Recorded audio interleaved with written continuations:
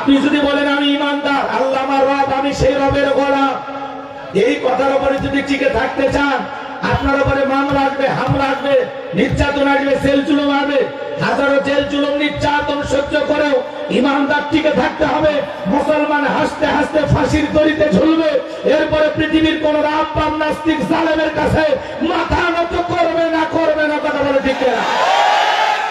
আপনি যদি নিজেকে ইমানদার দাবি করেন, আপনাকে পরীক্ষা দিতেই হবে। কথা বলে ঠিক না? আপনি কি মনে করেন জান্নাত মামুর বাড়ি ডাল গেলে একদম খাইতে দেবে? কথা বলে কত সহজ না।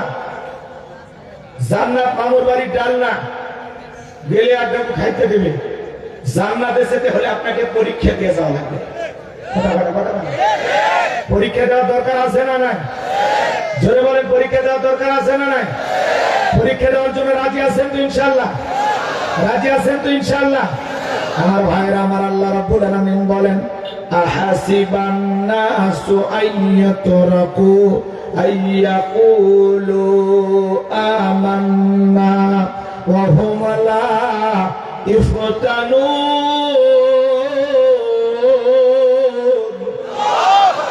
সূরা আনকাবুতের 2 নম্বর আয়াত। আল্লাহ রাব্বুল আলামিন বলেন, মানুষেরা কি মনে করেছে ঈমান এনেছে কথা বললেই তাদেরকে ছেড়ে দেওয়া হবে, তাদেরকে পরীক্ষা করা হবে না। এই পৃথিবীর জমিনে অনেক নবী রাসূলকে আল্লাহ তাআলা পাঠিয়েছেন বাজান, আল্লাহ তাআলা তাদেরকে পরীক্ষা করেছেন। ওই সময়ের বেঈমানেরা ঈমানদারদেরকে ধরে নিয়ে যা করার দিয়ে চিরে 2 টুকরো করে ফেলে দিয়েছেন। লোহার চিরুনি দিয়ে শরীর থেকে বস্তু ছিঁড়ে ছিঁড়ে আলাদা করে ফেলে দিয়েছেন। এরপরে ঈমানদারেরা 1 ইঞ্চি আল্লাহর দিন থেকে সরে যায় না। আল্লাহু আকবার।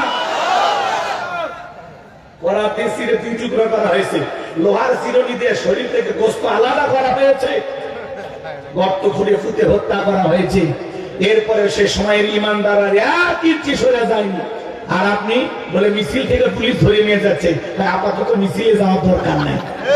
ভাই দাড়ি তুমি দেখলে ধরতেছে, সেলুনে যাবে, আপাতত দাড়ি কাটে দে, পরে দেখা যাবে। এই সুবিধাবাদ জিন্দাবাদ, ঈমান দিয়ে জান্নাতে যাওয়া যাবে। অবস্থার একটু পরিবর্তন হয়ে গেলে ভাই আছে না না? এরকম করে আছে না না? আপনি দাড়ি কেটে নিজেকে ঈমানদার দাবি করেন, মনে রাখবেন ঈমানদারদের উপরে জুলুম আসবে, আর ঈমানদাররা সেই জুলুম সহ্য করে পরীক্ষায় পাস হবে। এটা ঈমানদারের স্বভাব। ঈমানদার কখনো জালেম বেঈমানের কাছে মাথা নত করে না। কথা বলে ঠিক কিনা?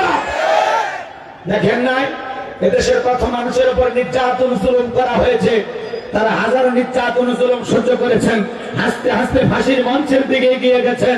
দুনিয়ার লোভ লালসা, দুনিয়ার ক্ষমতা তাদেরকে পিছনে ফেলতে পারেনি। কথা বলে ঠিক কিনা? এরকম ঈমানদার হওয়া দরকার আছে না নাই? একটু অপেক্ষা করেন, পরে বলতেছি, গভীর মনোযোগ। আল্লাহ আয়াতের শুরু থেকে বললেন, ইন্নাল্লাযীনা ক্বালু রাব্বুনা আল্লাহ, নিশ্চয়ই যারা বলে আমাদের রব আল্লাহ। আমাদের রব কি? আল্লাহ আমার রব, এই রবই আমার সব। কথা বলে ঠিক কিনা? আল্লাহ আমার রব, এই রবই আমার সব। আল্লাহ আমার রব, এই রবই আমার সব। দমে দমে তনু মনে তারি অনুভব, দমে দমে তনু মনে তারি অনুভব। আল্লাহ আমার রব, এই রবি আমার সব। তোমার দুনিয়াতে আমি যেদিকে তাকাই, অথই নিয়ামতে ডুবে আছি যে সবাই। পাখালির কণ্ঠে শুনি তাসবিহ কলরব, তাসবিহ কলরব।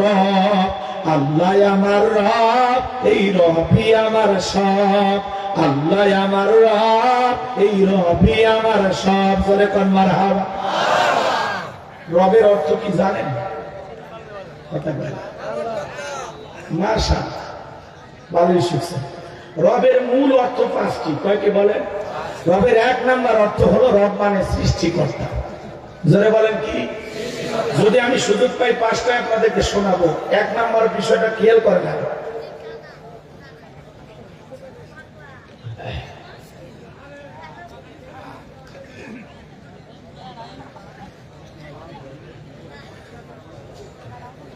গভীর মনোযোগ আমার ভাইয়েরা।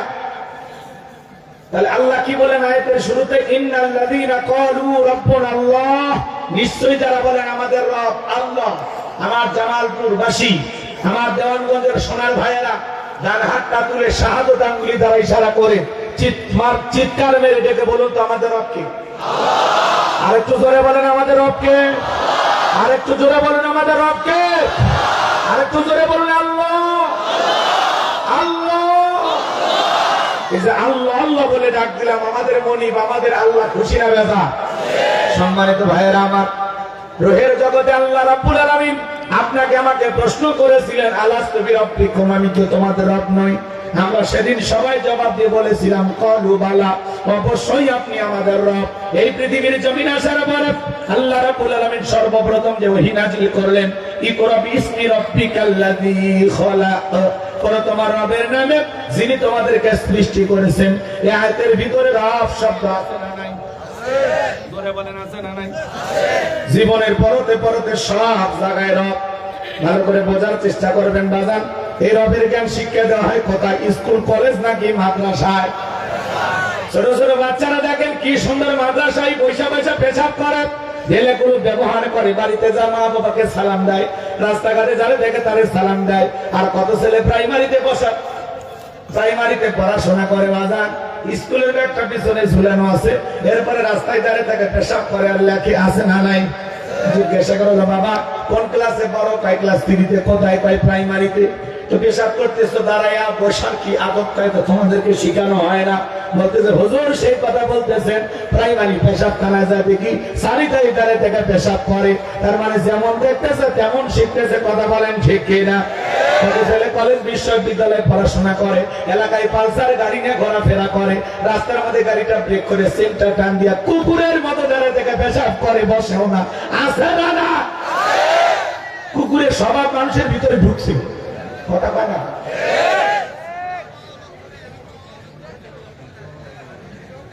কুকুরও দাঁড়ায় থেকে পেশাব করে, মুসলমানও দাঁড়ায় থেকে পেশাব করে। 40-50 বছর বয়স হয়ে গেছে, পেশাব করে আস্তে করে উঠে আসে, পানিও নেয় না, টিস্যুও নেয় না। কথা কন? আরে ভাই আপনি মানুষের কাতারে পড়েন। হ্যাঁ, হাদিস শরীফের ভিতরে আসছে যারা পেশাব থেকে পবিত্রতা অর্জন করে না তাদের জন্য রয়েছে কবরের ভিতরে কঠিন শাস্তির ব্যবস্থা। কবরের ভিতরে আযাব হবে শুধুমাত্র পেশাব থেকে পবিত্র না হওয়ার কারণে, কবরে শাস্তি হবে, আযাব হবে। তাহলে বলেন পেশাব থেকে পবিত্রতা অর্জন করা দরকার আছে না নাই? আপনি গোসল না পেশাব করে হয় পানি নেবেন, না হলে টিস্যু নেবেন, মাটি নেবেন, যে কোনো একটা কিছু নেন। কথা কয় না? পকেটে হাজার হাজার টাকা থাকে, কয়েকটা টিস্যু পকেটে থাকে না, বাইরে কতক্ষণ থাকে? নাই 2-3 বারই পেশাব লাগে, 3টে টিস্যু কয় টাকা দাম? আপনি এত কৃপণ কে? কথা কয় না? কথা না হুজুর যে শীত আসছে পেশাব করে পানি নিতে বলতেছে, ঠিক মতো গোসলই পারে না। এরকম লোক আছে না না? এক মহিলা বলতেছে যে ভোট কেন্দ্রে ভোট দিতে গেলে বলে আপা আপনার ভোট দেওয়া হয়েছে, এরকম শোনা যায়।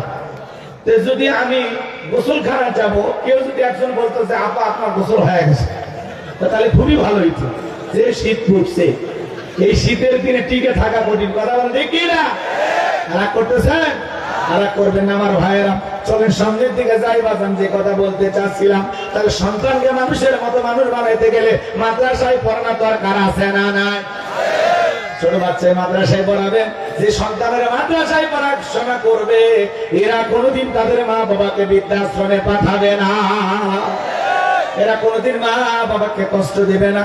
চলেন না বাজান সামনের দিকে যাই। আমি যে কথা বলতে চাচ্ছিলাম, পবিত্র কোরআনুল কারীমের 1 নম্বর সূরা সূরাতুল ফাতির 1 নম্বর আয়াত, জবান ছেড়ে সবাই বলুন আলহামদুলিল্লাহি রাব্বিল আলামিন।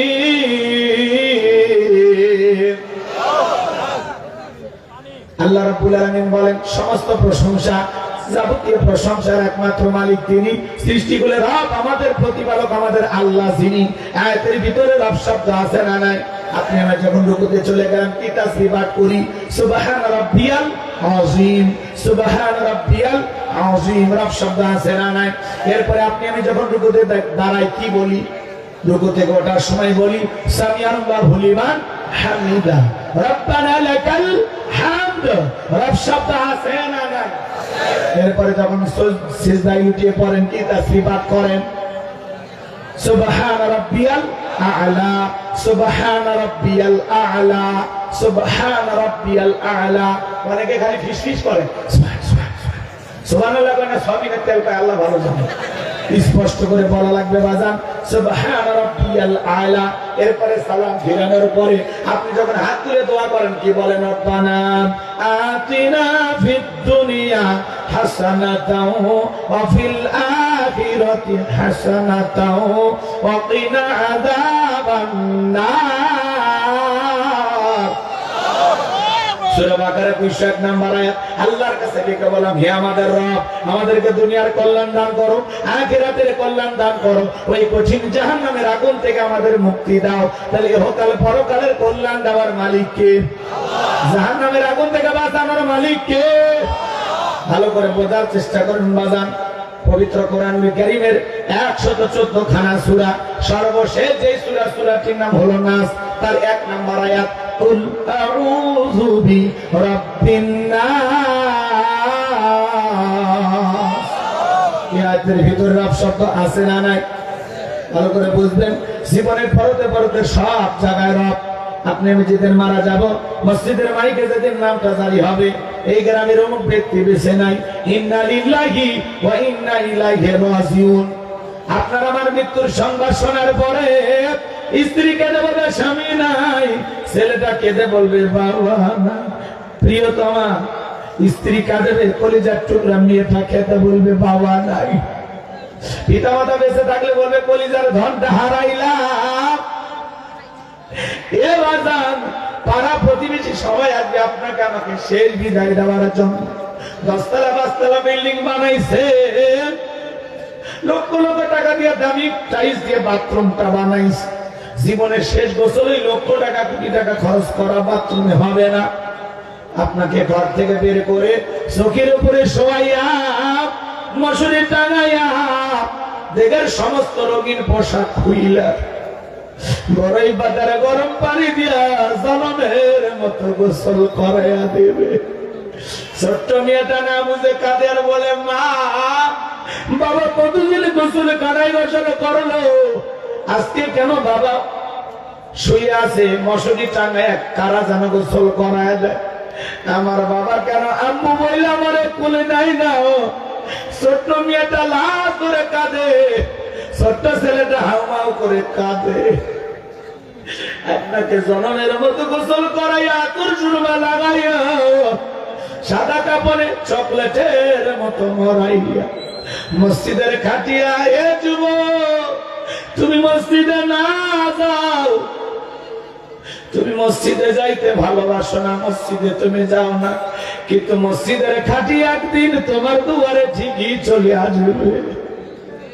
ওই মসজিদের কাটিয়াতে তুইলা 4 জন বরযাত্রী ধইরা 1 কদম 2 কদম করে হাঁটতে হাঁটতে জীবনের শেষ ঠিকানা কবরস্থানে নিয়ে যাবে রে বাবা জানাজা যাওয়ার পরে 3 জন মানুষ যখন কবরে নামবে কবরে লাশটা রাখার জন্য মনে হবে এরাই বুঝি আমার সাথী কিন্তু না আপনার মুখটা কেবলামুখী কইরা একে একে সবাই কবর থেকে উঠে আসবে বাসের বিছানা বিছাইয়া দিয়া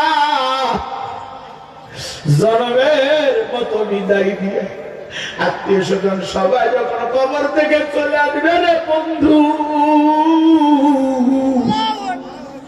সবাই যখন চলে আসবে ওদের পায়ের আওয়াজ আপনি আমি শুনতে পেরেছি কবরে থাকা ব্যক্তি চিৎকার মেরে ডেকে বলবে আমাকে একা রাইখা যাও না আমাকে সঙ্গে নিয়ে যাও কিন্তু কবরে থাকা ব্যক্তির চিৎকার দুনিয়ার কেউ শুনতে পাবে না আমার নবী বলেন যে কবরে চলে গেল তার চাইতে আর অসহায় কেউ নাই আমার নবী বলেছেন ভাইয়েরা আমার দাজ্জালের ফিতনার চাইতে কবরের ফিতনা আরো বড় ভয়ঙ্কর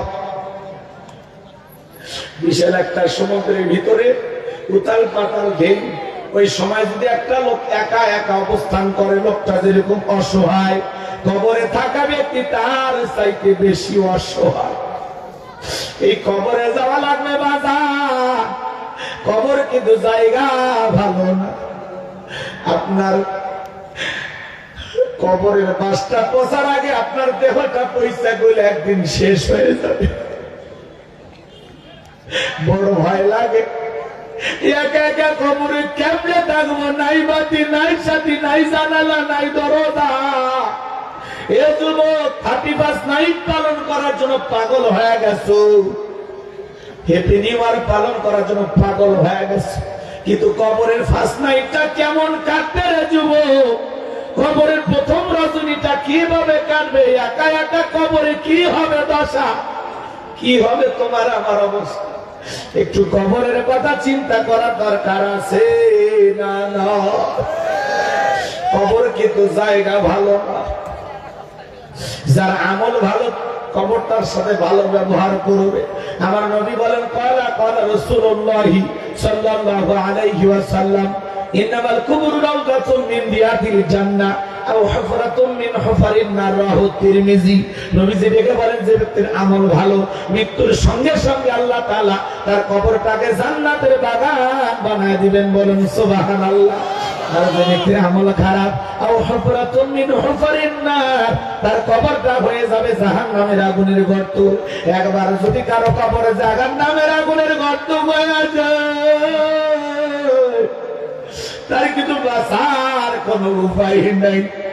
আমার আল্লাহ বলেন, ইন্নাহা সাআত মুস্তাকাররা ওয়া মাকামা, নিশ্চয় আবাসস্থল হিসেবে বসতির জায়গা হিসাবে ওই জাহান্নাম কত না নিকৃষ্টতম একটা স্থান। জাহান্নাম সুখের জায়গা না, ওইটা হলো যন্ত্রণার কারখানায়। একবার যদি কারো দেখে জাহান্নামের আগুন লেগে যায়, কলিজাটা পুরো ছাই হয়ে যাবে বাজার। ওই কবরে যদি কেউ গুনে নিয়ে যায়, কবরের ডানের মাটি বামে চলে যাবে, বামের মাটি ডানে চলে যাবে। এমন জোরে চাপ দেবে রে বন্ধু, এক পাজরের হাড় অন্য পাজরে ঢুকে যাবে। কবরে থাকা অন্ধ ফেরেশতা চোখে দেখে না, কানে শোনে না রে যুবক। ওই কবরে থাকা অন্ধ ফেরেশতারা হাতুড়ি দিয়ে আঘাত করবে, চোখ দিয়ে দেখলে তার মায়া লাগতে পারে, কানে চিৎকারের আওয়াজ শুনে কানটা ফেটে যেতে পারে। এই জন্য আল্লাহ চোখও রাখে নাই, কানও রাখে নাই, যাতে ওই ফেরেশতা রিমান্ডে নিতে তার কষ্ট না হয়। কিন্তু যারে পিটাইবে তার কি হবে? তার কি হবে? একটা বার কি কখনো জীবনে চিন্তা করেছিলেন, কবরে থাকা বিষাক্ত সাপ একবার যদি সবল বারে বাধা, পা থেকে মাথা পর্যন্ত বিষের যন্ত্রণায় দেহটা জ্বলে যাবে। এই জন্য কবরে কিন্তু জায়গা ভালো নয়। কথা বলেন, কবর কিন্তু জায়গা কত সত্য না মিথ্যা বলেন? কত মানুষ কবরে যায়, আসে ফিরে আসে, এমন এক জায়গা গেলে আর ফিরে আসা যায়? বলেন, ফিরে আসা যায়? 6 দিন পরে নখ খসে যাবে, 9 দিন পরে চুল। কবর জায়গার সামান নিতে কইরো না কেউ ভুল। কবর জায়গা ভালো নয়, কবর জায়গা ভালো নয়। আমল দিয়ে কবর গৃহ সাজিয়ে নিতে হয়। কবর জায়গা ভালো নয়, কবর জায়গা ভালো নয়। আমল দিয়ে কবর গৃহ সাজিয়ে নিতে হয়।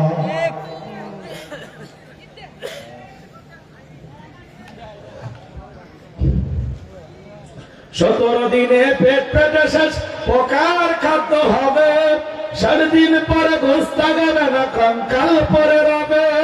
90 দিন হাড়ে গুলি সব, 90 দিন হাড়ে গুলি সব আলাদা হয়ে রয়। কবর জায়গা ভালো নয়, কবর জায়গা ভালো নয়। আমল দিয়ে কবর গৃহ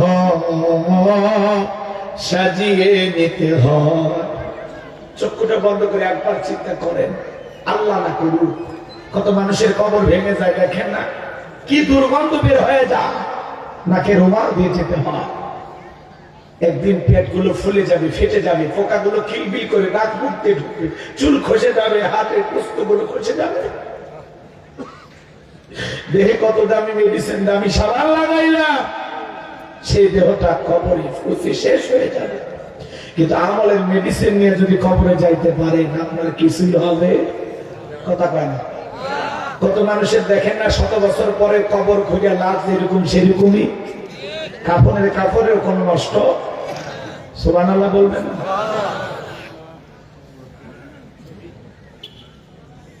ওই যে কুড়িগ্রামের এক ঘুগি মুন্সি, নাম শোনেননি? 150 বছর পরে কি ছিল, নদীর ভাঙনে কবর ভেঙে গেছে, তাকায় দেখে যেমন লাশ তেমনই আছে। সুবহানাল্লাহ। কয়েকদিন আগে লক্ষ্মীপুরে এক ইমাম সাহেবের কবর বেরিয়েছে, আজ থেকে 30-40 বছর আগে খবর দিয়েছে যে এরকম লাশ ওইরকমই আছে। সুবহানাল্লাহ। বাজান, এই জন্য আমলের বিকল্প নেই।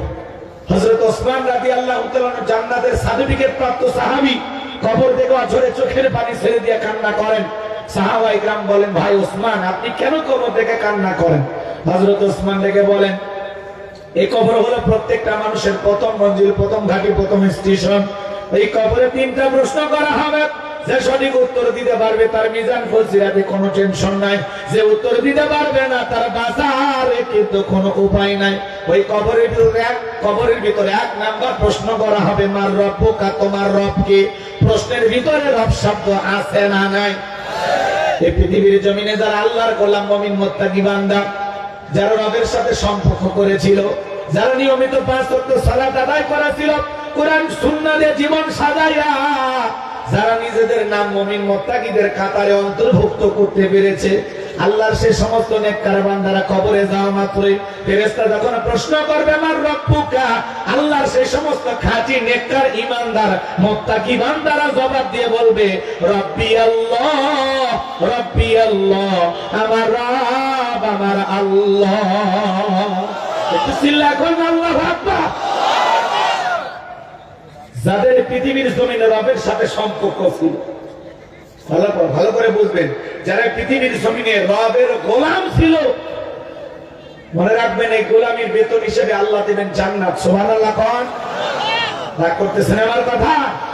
এই দুনিয়াতে আসছে আল্লাহর গোলামি করার জন্য। গোলাম কি তার ইচ্ছা অনুযায়ী চলবে নাকি মনিবের ইচ্ছা? মনিব আপনাকে আমাকে ওয়াদা দিয়েছেন 5 ওয়াক্ত সালাত আদায় করা ফরজ, এটা রবের বাধ্যতামূলক ওয়াদা। যদি আপনি পালন করেন তাহলে আপনি সঠিক গোলাম, কথা কেন? আর আপনি যদি পালন না করেন তাহলে আপনি আপনার মনিবের হুকুম মানলেন না, অমান্য করলেন। আচ্ছা বলেন তো বাজান, একটা অফিসে আপনি চাকরি করেন, যদি নিয়মিত 6 মাস না যান বেতন দেবে? 1 বছর গেলে চাকরি আর থাকবে? কিন্তু আল্লাহ তাআলা আপনাকে পৃথিবীতে পাঠাইছেন, আপনার বয়স 70, 50, 60, এত বছরে আপনি ঠিক মতো আল্লাহর ঘরে যান নাই, আল্লাহর ইবাদত করেন না, এরপরে আল্লাহ আপনার রিজিক বন্ধ করেনি। কথা বলেন ঠিক কিনা? কোন বান্দা যদি 50-60 বছরের ভুল করে অপরাধ করে মালিকের কাছে ফিরে আসে, আমার মালিক এমন এক মালিক, বান্দা যদি একবার তওবা করে ফিরে আসে, আল্লাহ তাআলা ওই বান্দার 50-60 বছরের জিন্দেগীর সমস্ত গুনাহগুলো মাফ করে দেন। জোরে বলেন না সুবহানাল্লাহ। এই বান্দা, জাহান্নামের আগুন বড় ভয়ঙ্কর, কিন্তু কোন বান্দা যদি আল্লাহর ভয়ে 2 ফোঁটা চোখের পানি ফেলায় কাঁদতে পারে, এই 2 ফোঁটা চোখের পানি তার জাহান্নামের আগুনকে নিভাইয়া দিবে। সুবহানাল্লাহ। কষ্ট হচ্ছে নাকি আপনাদের? আমার ভাইরা, আমি লম্বা করবো না, সংক্ষিপ্ত করে একটু বলে দিয়া যায় বাজান, তাহলে নেককার মুমিন মুত্তাকি বান্দারা সঠিক জবাব দিতে পারবে।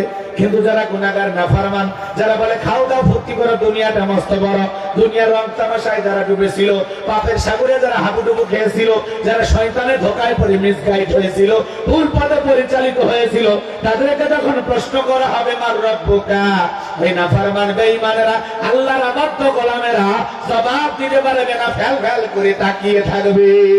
তাহলে উত্তর দিতে পারবে তারা নেককার মুমিন মুত্তাকি, যারা উত্তর দিতে পারবে না তারা গুনাহগার বদকার আল্লাহর অবাধ্য গোলাম যারা। তাহলে বলেন, কবরে নেক আমল নিয়ে ঘুমানোর দরকার আছে না নাই? আল্লাহর এই দুনিয়া থেকে একটু নেক আমল সংগ্রহ করে আখিরাতের অ্যাকাউন্টে সব জমানোর দরকার আছে না নাই? কারা কারা নেক আমল করতে চান 2 হাত তুলে আল্লাহকে দেখান। আল্লাহ আমাদের সবাইকে 5 ওয়াক্ত নামাজি বানায় দেন। চিল্লা বলেন আমিন। আল্লাহ এই দুনিয়ার জমিনে বেশি বেশি করে নেক আমল করা তৌফিক দান করে, চলো বলেন আমিন। হাত নামান আমার ভাইয়েরা, শুনেন। তাহলে আল্লাহ কি বলেন? ইন্নাল্লাযীনা ক্বালু রাব্বুনা আল্লাহ, নিশ্চয়ই যারা বলে আমাদের রব আল্লাহ, রূহের জগৎ থেকে কবর পর্যন্ত সব জায়গায় রব। কথা বলে না কেন? আল্লাহ আমাদের এমন এক রব, বান্দার চাওয়ার আগে সব চাহিদা পূরণ করে দেন, তিনি তো রব। কথা বলেন ঠিক কিনা? সে আল্লাহ বলতেছেন, ইন্নাল্লাযীনা ক্বালু রাব্বুনাল্লাহ, নিশ্চয়ই যারা বলে আমাদের রব আল্লাহ, আমাদের রব কে? কিন্তু এই পৃথিবীর জমিনে আল্লাহ যদি কাউকে জিরো থেকে হিরো বানায়, সামান্য ক্ষমতার চেয়ার দান করে, এমনও মানুষ আছে চাওয়ালা থেকে আল্লাহ প্রধানমন্ত্রী বানায় আর ক্ষমতার চেয়ারে বসে মুসলমান হত্যা করে। কথা বলে ঠিক কিনা? এরকম ঘটনা আছে না নাই? একটা ভবঘুরে যুবক ছিল, এর নাম ছিল কাবুস, পলকিয়া বলা হতো, কিপ্তিদের তরফ থেকে নাম ছিল রামশিস। কষ্ট হচ্ছে নাকি আপনাদের? সংক্ষিপ্ত 2-4 মিনিট বলে আমি মূল আলোচনায় যাব, কথা অনেক বলার বাকি আছে। খারাপ লাগতেছে? এই ছিল ভবঘুরে যুবক, এলাকায় কোনো কাজ করবো না। এই ভবঘুরে যুবক মানে বোঝেন না, যারা ইয়াবা ফেন্সিডিল গাঁজা মদ খায় গাছত ধাক্কা মারে, ভাই ভাইজান সাইডটা বউ যদি দরজা খোলো, মুখের বাদ তুমি ঢোলকা, ভাই মা তুই বুঝবো না যে একটু বেশি পরিমাণে মাল খাসি, এরকম নিশাখোর আছে না? না। তবে আপনাদের এলাকার ছেলেরা কেউ ধূমপানও করে না, আরে নেশা করে না? আছে আছে আছে। ইয়াবা ফেন্সিডিল খাইয়া গাছত ধাক্কা মারে, বাড়ির যায় বউ ডাক দেয়, মা দরজা খোল, এরকম আছে না? নাই। হাইরে ওই নেশার টাকার জন্য জিকির করে, ইয়াবা ইয়াবা ইয়াবা ইয়াবা। মা বাবা চিন্তা করে, বাবা এটা কিসের জিকির? কিসের জিকির বাবা? ইয়াবা কি জিনিস? এটা কিসের ট্যাবলেট? 10 গলা ব্যথা, কিচ্ছু বোঝার দরকার নেই, টেকা দেন হলে তোর মাথা ভাড়াবো। এই নেশার টাকার জন্য কত পরিবার আজকে নিঃস্ব হয়ে যাচ্ছে। কথা বলে ঠিক কিনা? যারা নেশা দ্রব্য পান করে, সমাজের মানুষ তাদেরকে ভালো চোখে দেখে না, মানুষ ওদেরকে টোকাই বলে। কথা বলে, একটা নেশাখোর সন্তান একটা এলাকার জন্য অভিশাপ, পরিবারের জন্য অভিশাপ। ভালো বাবা হতে পারে না, ভালো স্বামী হতে পারে না, ও সমাজে মানুষের কাতারেই পড়ে না। যারা পৃথিবীর জমিনে শরাব পান করবে, মদ পান করবে, এদের জন্য জান্নাত হারাম। জান্নাত কি? এখনো সময় আছে যুবক, এগুলো আজে বাজে জিনিস খাইও না, পারলে ওই টাকা জমায় রাখো স্ত্রীর জন্য। কার জন্য? কথা বলে বিরক্ত হইতেছেন আপনারা? আমার ভাইরা গভীর মনোযোগ দিয়ে শুনবেন বাজার। এই ভবঘুরে যুবক, কাবুস নামের ফেরাউন যুবক, তোদেরকে যে কথা বলে গেলাম, বলেন তো আমার কলিজার টুকরা যুবক যারা আছো, বাবা নেশা দ্রব্য পান করা যাবে? জায়েজ না হারাম? কোন কোন যুবক ইয়াবা ফেন্সিডিল গাঁজা মদ খাবা না, হিরোইন কিনে খাবা না, নেশা দ্রব্য কিনে খাইবা না, ভালো মানুষ হইবা? দুইটা হাত তুলে আল্লাহকে দেখা। আল্লাহ আমার যুবক ভাইদের হেদায়েত দান করেন, জোরে কোন আমিন। আর একটু জোরে বলেন আমিন। সেই মুখে মা, সেই মুখে মাদক তুলবো না, আমরা মাদক মুক্ত সমাজ করবো ইনশাআল্লাহ। চলেন না বাজারের সামনের দিকে যাই। এই ভবঘুরে যুবক চলে গেল মিশরে। মিশরে যাওয়ার পরে সর্বপ্রথম হলো তরমুজের খেতার লেবার। এরপরে মিশরের সরকারের গোরস্থানের দারোয়ান লাগবে। হাজার হাজার মানুষের ইন্টারভিউ চলতেছে। ওই কাবুস নামের ফিরাউন লাইনের মধ্যে দাঁড়ায় গেছে। এইবার একে একে ইন্টারভিউ দিতে দিতে যখন ফিরাউনের পালা, এইবার কাবুস নামের ফিরাউন বাদশাকে ডেকে বলে, বাদশা বুক পরা আসামে ভিন দেশ থেকে আপনার দেশে এসেছি, যদি চাকরিটা আমারে দেন সারা জীবন আপনার প্রতি কৃতজ্ঞ থাকবো, কোনদিন আপনার কথা আমি ভুলে যাব না। এমন ভাবে কথাগুলো উপস্থাপন করলেন যে, বাদশা আমি যতটুকু জানি মিশরের জমিনে আপনার চাইতে ভালো মানুষ আর কেউ নাই। এমন সুন্দর ভাবে কথাগুলো উপস্থাপন করলেন, বাদশার মায়া লাগে গেল। বাদশা ডেকে বলে, ইন্টারভিউ বন্ধ করো। এই কাবুস নামের ছেলেটাকে মিশরের সরকারে কোন স্থানে দারোয়ানের চাকরি দেওয়া হলো। এইবার চাকরি পাইছে, আর ফিরাউন চিন্তা করে, চাকরি তো পাইছি,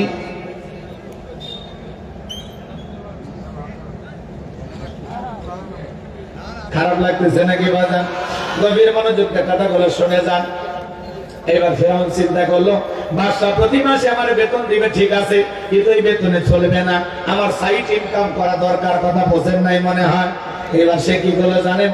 এলাকায় যারা গোরস্থানে লাশ দাফন করতে আছে ওদেরকে ডেকে বলে, শোনো, লাশ প্রতি একটা করে দিরহাম দেওয়া লাগবে, না হলে লাশ দাফন করতে যাবো না। জনগণ টেনশনে পড়ে গেল, একটা দিরহামের জন্য বাদশার দরবারে বিচার নিয়ে যাব, লাশ পয়সা দিলে শেষ হয়ে যাবে, তাতে একটা টাকা যদি পায় এই ছেলেটাই পাক। এই কথা ভেবে জনগণ একটা করে দিরহাম দেওয়া শুরু করলো। আল্লাহর খেলা বোঝা বড় নয়। ওই জামান আল্লাহ একটা মহামারী দিল, ডায়রিয়া, কলেরা, হাজার হাজার মানুষ মহামারীতে মারা যায়। আর গোরস্থানে দারোয়ান ফিরাউনের পকেটে টাকা ওঠে। টাকা পাইতে পাইতে এত টাকার মালিক হয়ে গেল, টাকা রাখার আর কোনো জায়গা নাই। 1 টাকা হয়ে হয়েছে কি ঘুষ? কথা কথা কেন? বাংলাদেশে কিন্তু কোনো ঘুষ চলে না। এই দেশ জান্নাতীদের দেশ। কথা কর না কেন? এই দেশ আল্লাহওয়ালাদের দেশ। এই দেশে কোনো ঘুষ নেই। আছে? আছে? শোনো এই দেশ তার গল্প করি, দেশটা মনে হয় স্বপ্নপুরী, শুধু কর ঘুষখোর মদখোর জুয়াখোর এটাই আছে ভুরি ভুরি, এটাই আছে ভুরি ভুরি। এ দেশে অসৎ কামাই কেউ করে না, তবে ঘুষের টাকা পেলে কেউ তো ছাড়ে না।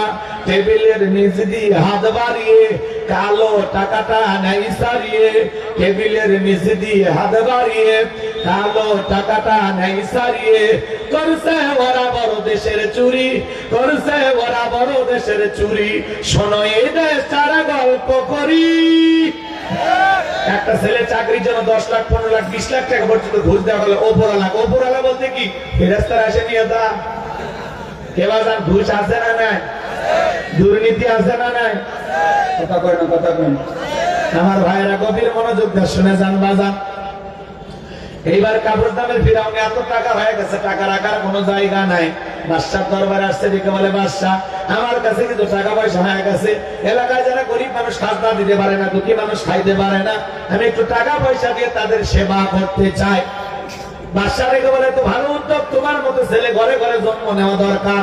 এইবার ডেকে বলে শোনো এদিকে আসো, সমস্ত টাকা পয়সা গুলো নিয়ে আসার পরে দিন ঢোল পিটায় খবর দেওয়া হলো, গোরস্থানে দারোয়ান তোমাদের খাজনা পরিশোধ করে দিবে, যাদের খাজনা বাকি আছে বাদশার দরবারে চলে আসো। পরের দিন সকালবেলা হাজার হাজার মানুষ লাইন দিয়েছে, আর গোরস্থানে দারোয়ান কাবুজ নামের ফেরাউন ওই টাকাগুলো দিয়া জনগণের খাজনা পরিশোধ করে দিল। বলেন তো বাজার টাকাগুলো ছিল কার? জনগণের। খালি সিস্টেমে দিয়া ফাও ফাও বাহবা নিল, কথা কোন ঠিক না?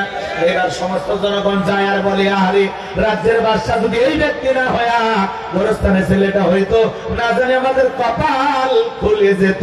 নির্বাচনের আগে একটু জনসেবামূলক কাজ করা দরকার আছে না নাই?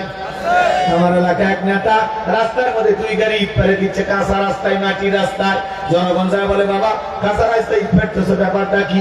বলে শোনেন, বৃষ্টি হওয়ার পরে আপনাদের ছেলে মেয়ে স্কুলে যাইতে পারে না, হাটে বাজারে যাইতে পারে না, আপাতত কাঁচা রাস্তায় ইট ফেলে দিয়ে গেলা, আর ভবিষ্যতে আমার মার্কায় সিল মারে যদি এলাকার নেতা বানায় দিতে পারে, আমার 1 নম্বর টার্গেট কাঁচা রাস্তা পাকা করে দেব।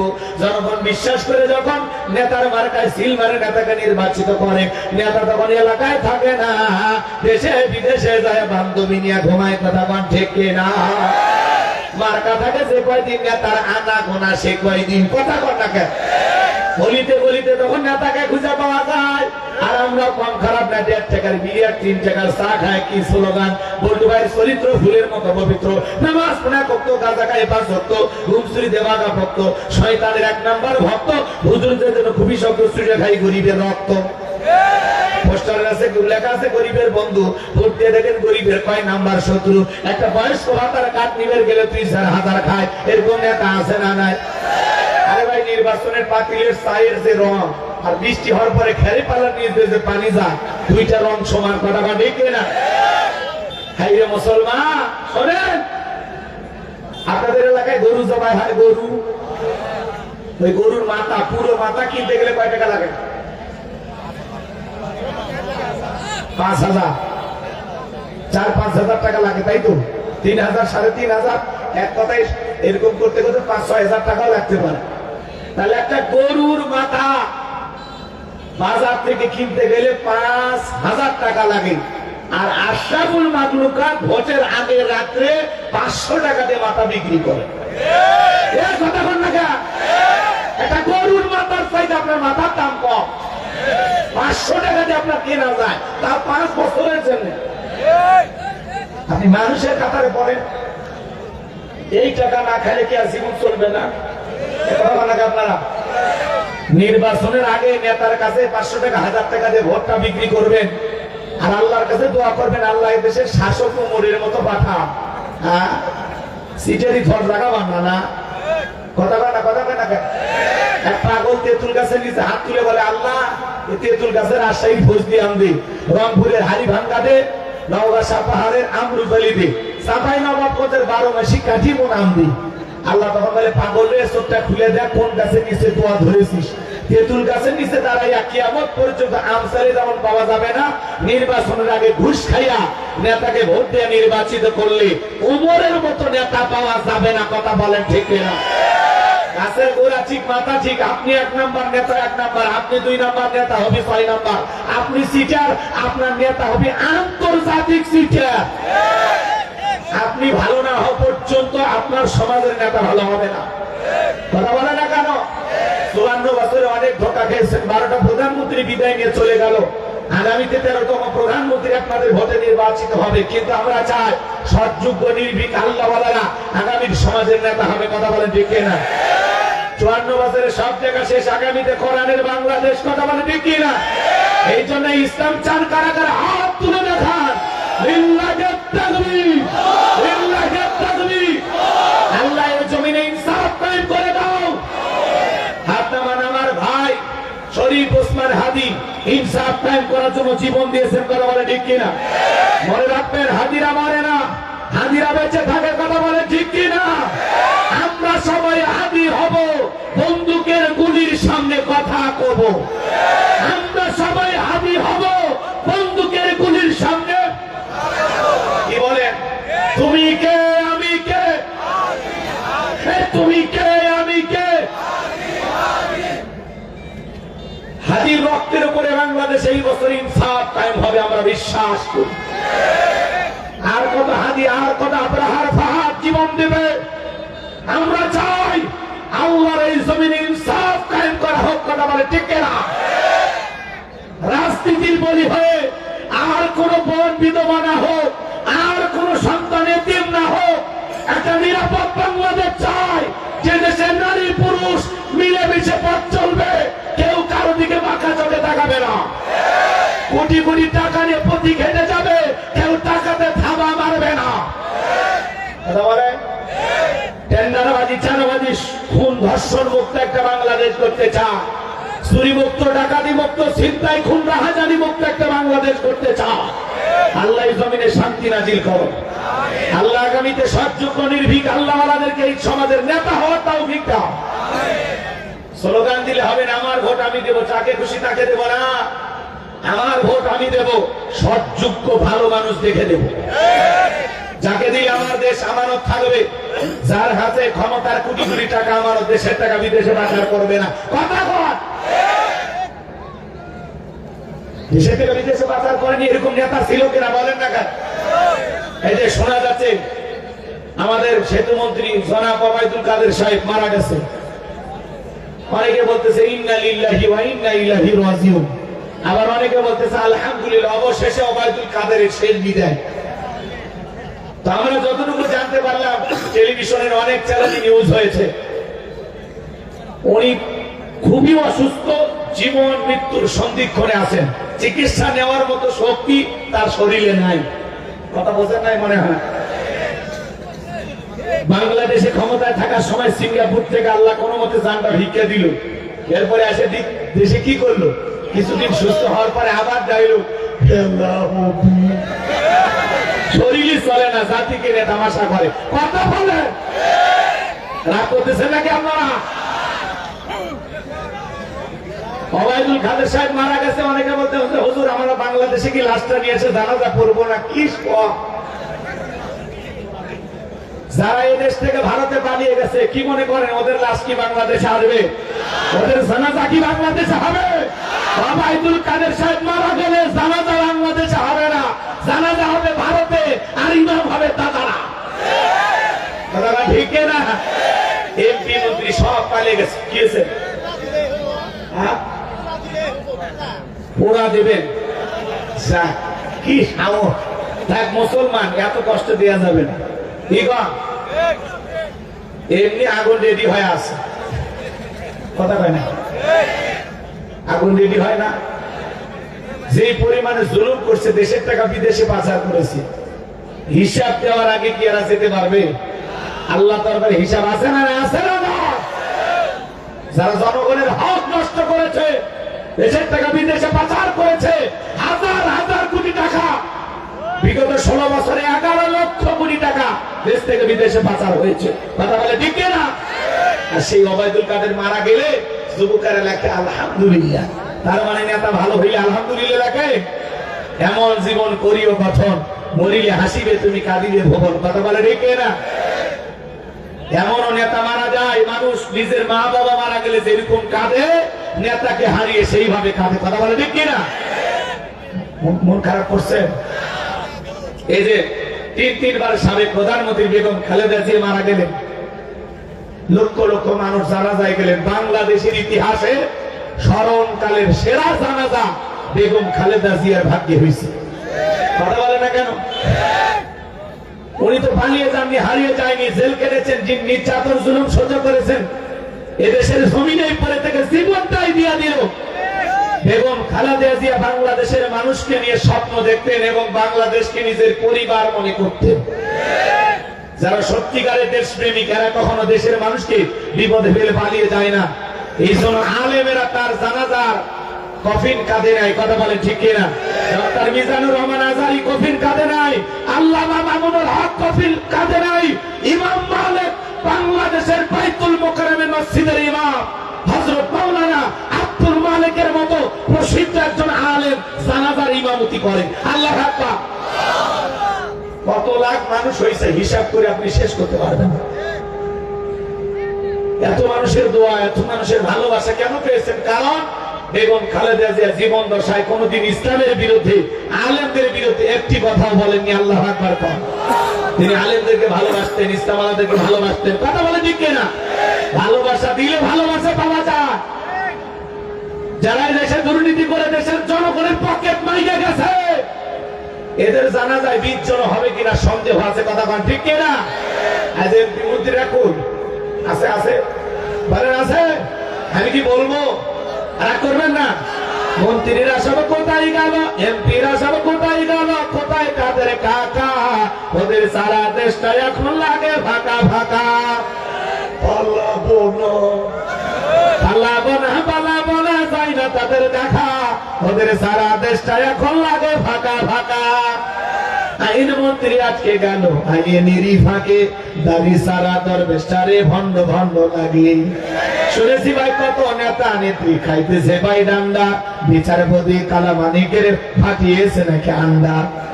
ফলকের ঝলক গেল, ফলকের ঝলক গেল, থামিয়ে নেটের চাকা। ওদের সারা দেশটা এখন লাগে ফাঁকা ফাঁকা। কোথায় গেল সংসদেতে মমতাজের গান? কোথায় গেল হযরত বলা স্বামী ওসমান? আছে? এরা নাকি 70 রাকাত তাহাজ্জুদ পড়তো, বিরাট বড় আল্লাহর ওলি দাবি করতো, কিন্তু 5 আগস্টে ভাগ্যে কি আছে আল্লাহর ওলিরা জানতো না। কথা ঠিক কিনা? এই বিচারপতি মানিক আল্লামা সাইদি হুজুরকে মৃত্যুদণ্ডের রায় দিয়েছিল। আমরা বলতে চাই ওই একই ট্রাইব্যুনালে বিচারপতি মানিককেও মৃত্যুদণ্ডের রায় দিতে হবে। কথা বলে ঠিক কিনা? আলেমদের নামে তালিকা করো, আলেমদেরকে জেলে ভরো, দাড়ি টুপিওয়ালাদেরকে জঙ্গি বানায় নাটক সাজাও। আল্লাহ ক্ষমতার চেয়ার থেকে এমন ভাবে ধাক্কা দিল, মুখ দেখানোর জায়গা নেই, গর্তে লুকেছে। কথা কি খারাপ লাগতেছে নাকি? আপনারা আওয়াজ দিচ্ছে নাকি? ওদের মহাব্বত কি এখনো আছে? আরে যে মা সন্তানকে ছেড়ে যায় ওটা মা না। কথা না আপনারা ভুলে যান, নতুন করে ভাবেন। কি রাগ করছেন? তাকবীর লিল্লাহ, তাকবীর। তাহলে বলেন তো বাজার, নির্বাচনের আগে একটু জনসেবামূলক কাজ করা দরকার আছে না নাই? ওই যে বললাম মার্কা থাকে যে কয়দিন নেতার আনাগোনা সে কয়দিন। নেতা নির্বাচনের আগে এলাকায় এসে যেভাবে ঘোরাঘুরি করে, বাকি 5 বছর এইভাবে যদি জনগণের সাথে মিশে থাকতো, ঘোরাঘুরি করতো, নেতার ভোট চাওয়া লাগতো না, জনগণ নেতাকে ভালোবেসে নির্বাচিত করতো। কথা বলেন ঠিক কিনা? কিন্তু সেই যে ভোট নিয়ে যায়, নতুন নির্বাচন হওয়ার আগ পর্যন্ত নেতাকে খুঁজে পাওয়া যায় না। নির্বাচন আগে নেতা রাস্তার ভিক্ষুককে চাপে ধরে, রাস্তার ভিক্ষুককে 500 টাকা 1000 টাকা দিয়ে বলে আপনারাই দেশের ভবিষ্যৎ, আপনাদের জন্য আমরা রাজনীতি করি। এই রাস্তার অসহায় বৃদ্ধ মানুষের দিকে তাকায়, মনে হয় আমি আমার বাপের দিকে তাকাইছি। কি নেতা না অভিনেতা! কথা বল। এক নেতা মাথায় টুপি পরা শুরু করছে। কথা বলে কথা বলে, জীবনে মাথায় টুপি দেখবেন না, নির্বাচনের আগে মাথায় টুপি। কথা বলে কথা বলে, মাথায় টুপি, মুখে খোসা খোসা দাঁড়িয়ে, আসমান থেকে মানে জিবরাইলের খালাতো ভাই হাজির হয়েছে। আসে না? নির্বাচনের আগে যারা মাথায় টুপি লাগায় এরাই ধর্ম ব্যবসায়ী করা, ঠিক কিনা? আর আলেমদেরকে এখন ধর্ম ব্যবসায়ী। আমরা তো জন্মের পর থেকে বই ভাবে একই লিবাসে ঘুরি, লিবাস পাল্টাই না। আর আপনারা নির্বাচনের আগে একটু ভোট পাওয়ার জন্য টুপি পরে, আপনি প্যান্ট শার্ট পরে ঘরে টুপি লাগা লাগবে কেন? আর অনেকে বলে হুজুর টুপি পরা কি অপরাধ? অপরাধ না, আমরা বলতেছি বাকি 5 বছর তার মাথায় টুপি থাকে, টুপি দিলে দেওয়ার মতো কথা কন না কেন? ভোটের পরে আবার টুপি থাকে না কেন? আপনি পড়েন, টুপি পরে সবারই অধিকার আছে, খালি হুজুর পড়বি সবাই পড়বি, কথা কন। কিন্তু বাকি 5 বছর টুপি পরে জনগণের সামনে আসা লাগবে, তাহলে কোনো ঠিক আছে। তখন টুপি নাই, ডিজাইন করে সামনে আছে কাল্লা চশমা, কাল্লা চশমা আছে না নাই? আল্লাহ আমাদের হেদায়েত দান করুক, আগামীতে বুঝে শুনে পা ফেলা তৌফিক দান করুক। জোরে বলুন আমিন। ভাবিয়া করিও কাজ, করিয়া ভাবিও না। 1 মিনিটের ভাবনা আপনাকে 5 বছর নিরাপদে রাখবে, আবার 1 মিনিটের ভাবনা আপনাকে 5 বছর জ্বালায়া মারবে। কতক্ষণ ভিক্ষি না চলেনার সামনে দিয়ে যায় বাজার। যে কথা বলতে চাচ্ছিলাম, এইবার সমস্ত মানুষ বলে হারে রাজ্যের বাদশা যদি এই ব্যক্তি না হয়া গোরস্থানে ছেলেটা হইতো, না জানি আমাদের কপাল খুলে যেত। ওই দেশের মন্ত্রী ছিল, মারা গেল, নির্বাচন শুরু হয়ে গেল। আগে তো জনগণের মন কাইরা নিছে, এইবার সবাই মিলে ভোট দিয়া ফিরাউনকে মন্ত্রী বানায়া দিল। এই বাহার আল্লাহর খেলা বোঝা বড় দায়। ওই দেশের যিনি বাদশা ছিল বার্ধক্য জনিত কারণে বাদশা মারা গেল, নির্বাচন শুরু। বাজার গো আমার, এইবার ফিরাউন সমস্ত জনগণকে ডেকে বলে শোনো, রাজ্যের বাদশা মারা গেছে, বাদশা ছাড়া দেশ চলতে পারে না, তোমরাই ভালো মিশরের বাদশা হবে কে? সমস্ত জনগণ ডেকে বলে আপনার চরিত্র আগে জানা হয়ে গেছে, আপনি যদি মিশরের বাদশা হয়ে যান আমাদের কারো কোনো আপত্তি নাই। এইবার জনগণের সমর্থন পাইয়া এক চান্সে মিশরের বাদশা হইয়া বাদশাহী সিংহাসনে বসলো। আর হামানকে ডেকে বলে হামান, আজ থেকে তুই হবি আমার মন্ত্রী আর আমি হব বাদশা, দুইজন মিলে সুন্দর করে দেশ চালাবো। হামানের মাথায় কোনো চুল ছিল না, সাজে মাল নাই বাপ পালক, পুরো মাথা ছিল ভারতের দমদম এয়ারপোর্ট। কথা বলেন ঠিক কিনা? আর নেতা ক্ষমতা পাইছে ঠিকই, রাতের বেলায় ঘুমাইতে গেলে নেতার চোখে আর ঘুম আসে না, মাঝে মাঝে স্বপ্ন দেখে লাফায় লাফায় ওঠে। তার দরবারে জ্যোতিষী ছিল 400 জ্যোতিষী লিডারের নাম হলো দমিরা, বয়স হলো 320 বছর। লেখা বলে দমিরা কেন জানি রাতের বেলায় ঘুমাইতে পারি না, মাঝে মাঝে স্বপ্ন দেখে লাফায় উঠি, ঘটনা কি রে? কোন দমিরা একটু গবেষণা করে দেন। দমিরা ভাগ্য গবেষণা করে বলে নেতা যদিও ছিলেন ভবপুরে যুবক, তরমুজের খেতে লেবার, এরপরে গোরস্থানের দারোয়ান, এরপরে মিশরের মন্ত্রী, বর্তমান রানিং বাদশা, আঙ্গুর ফুইলা কলার গাছ, কিন্তু আপনার ভবিষ্যৎ জীবন বড় অন্ধকার। আগামী 3 মাসের মধ্যে বনি ইসরাইল সম্প্রদায়ের ভিতরে মুসা নামের একটা ছেলে জন্মগ্রহণ করবে। ওই মুসার কারণে রাজত্ব পাওয়ার ক্ষমতা থাকবে না। নেতারে এমনকি আপনার জীবন যাওয়ার সম্ভাবনাও দেখা যায়। এই কথা শোনার পরে ফিরাউনের মাথা ঠান্ডা না গরম? খালি গরম মানে করে পরে আসছিলাম, আসলাম কই না জানি ভবিষ্যতে আরো কত কিছু হই। যদি বলতো মুসা আসবে খানকা বানাবে, বৈশা বৈশা জিগিরি করবে, তাহলে মাথা গরম করতো না। আজ পৃথিবীর জমিনে যারা খানকানে বসে বৈশা বৈশা জিগিরি করে, লাফালাফি করে, ওদেরকে কেউ টার্গেট করে না। কথা বল, যারা দরবার নিয়ে জিকির করে, লাফালাফি করে, নারী পুরুষ একত্রে হয়, ঢোল তবলা বাজার গান গায়, পানির ভিতরে চললে বাতি ঝড় বাতাসেও নেবে না, লেখা বাবার মুরিদ হইলে না মাঝেরও যা লাগে না। এমন ভণ্ড আছে না নাই যে বিশ্বাস করবে না মাছ ওটা লাগে না, ওইটা পিন না, টাটকা শয়তান। লেখে রাখছে বড় শরীফ, সেখানে মহিলা মানুষ উদাসীন সার্বিক জায়গায় গায়, নারী পুরুষ একত্রে হাত ঢোক বাজাচ্ছে, ঢোলক তবলা বাজাচ্ছে আর গান গাইতেছে। ভাই আমি পাগল দিওয়ানা হয়েছি, মুর্শিদেরই প্রেমে পড়েছি। স্বামীর প্রেমে পড়ে না, মুর্শিদের প্রেমে পড়ছে। লক্ষণ ভালো না খারাপ? কথা কর না কে? ওই মহিলা যায় মাজারে গান গাইতেছে, ভাই তালা খুলে দে বাদশা, ভাই তালা খুলে দি, রহমতের চাবি দিয়া তালা খুলে দে। এত রাতে কিসের তালা খুলবি ভাই? কয়টা দোকান আছে? এগুলো ভণ্ডামি আছে না? না রাজা খায় মুখদারি লাল বানাইছে, টস টাইপের মুখ কই খুঁজে পাওয়া যায় না, এরকম ভণ্ডামি আছে না? না ছিল শাহজালাল খানকায় বিরাজ পদবী নারাই তাকবীর হুঙ্কার দিয়েছেন, গৌর গোবিন্দ ধুতি খুলে পালাইছে। কথা বলে ঠিক না? কি হয়েছে? চাষা ওরা বসা করে কি হয়েছে? চাচ্ছেন? দোয়া করে দেবো নাকি বিরক্ত হচ্ছেন আপনারা?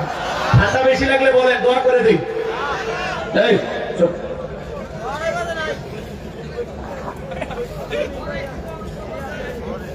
হজরের আগ পর্যন্ত আলহামদুলিল্লাহ।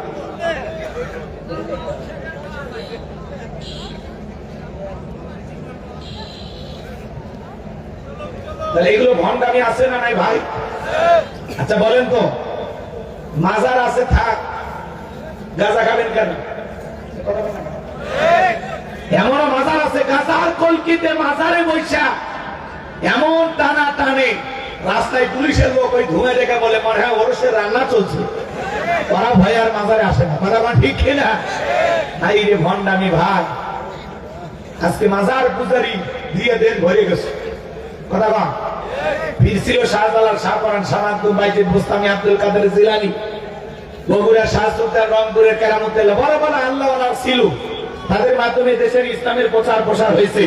আল্লাহওয়ালারা আমাদেরকে নামাজি বানাইছে, কোরআন পড়নেওয়ালা বানাইছে, মাথায় টুপি ভরে দিছে। কথা কোন ঠিক কিনা?